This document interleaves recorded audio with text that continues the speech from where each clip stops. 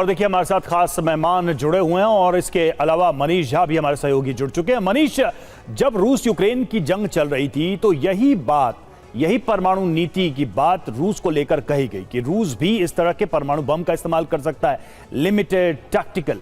अब यही खबर अमेरिका के भी संदर्भ में आ रही है।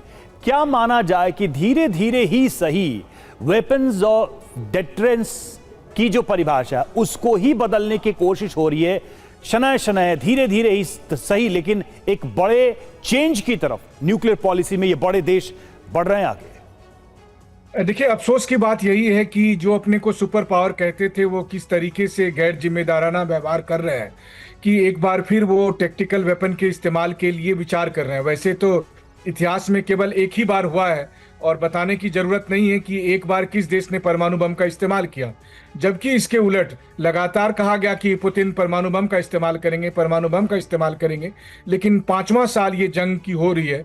क्रेमलिन पर अटैक हुआ, क्रीमिया ब्रिज पर अटैक हुआ और बहुत सारे ऐसे अटैक हुए जहां पर पुतिन की रेड लाइन क्रॉस हुई, लेकिन रूस की तरफ से टैक्टिकल वेपन या इस तरह के किसी भी हथियार का इस्तेमाल नहीं किया गया। अब अगर अमेरिका ये कहता है कि हमें खतरे की स्थिति में हम फर्स्ट यूज करेंगे, तो यही तो उसने जापान पर किया था और यही काम वो कभी भी कर सकते हैं। इराक में उन्होंने कहा था वेपन ऑफ मास डिस्ट्रक्शन है, सीरिया में उन्होंने कहा था कि केमिकल वेपन बनाए जा रहे हैं, कहीं कुछ नहीं मिला। कल के दिन में मान लीजिए किसी कंट्री में वो कहेंगे कि भारत ऐसा हथियार बना रहा है इसलिए हम परमाणु हथियार का इस्तेमाल करेंगे।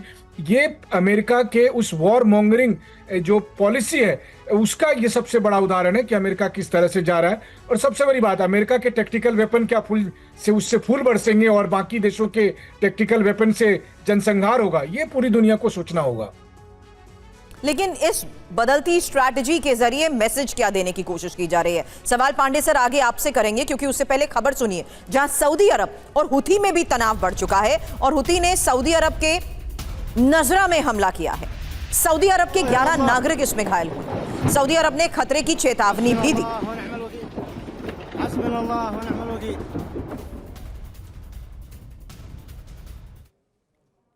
और हुती ने यमन में सऊदी समर्थित सुरक्षा बलों पर भी हमला किया। हमले में 40 सैनिकों के मारे जाने की खबर है। हमलों में बैलिस्टिक मिसाइलों और ड्रोन के इस्तेमाल का दावा किया गया।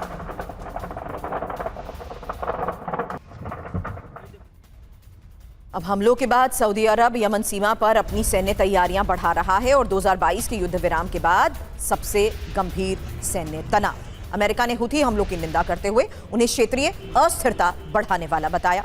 तेल आपूर्ति और समुद्री व्यापार को लेकर ग्लोबल बाजार में भी चिंता बढ़ी है। सऊदी शेयर बाजार पर भी बढ़ते तनाव का नकारात्मक असर देखा गया। जवाबी कार्रवाई होती है तो यमन मोर्चे पर फिर संघर्ष शुरू हो सकता है।